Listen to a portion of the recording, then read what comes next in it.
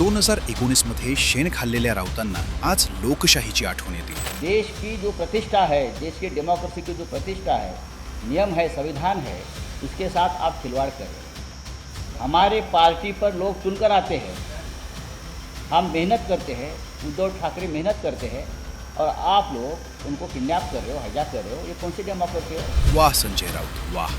2019 मध्ये कुठे गेली होती लोकशाही, जेव्हा तुम्ही भाजप सोबत निवडणुका लढवल्या, काँग्रेस शरद पवारांना शिव्या घातल्या, मोदींच्या देवेंद्रजींच्या कामावर मतं मागितली आणि निकालानंतर काँग्रेस शरद पवारांच्या मांडीवर जाऊन बसला।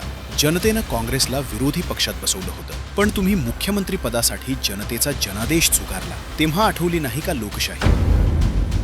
जेव्हा स्वतःवर वेळ येते तेव्हा लोकशाहीची आठवण आली। नियतीचा फेरा वाईट असतो हो संजय राऊत, तो कुणालाच चुकत नाही आणि तुमच्यासारख्या सत्तापिपासू अन मतांसाठी हिंदुद्रोही झालेल्यांना तर कधीच नाही।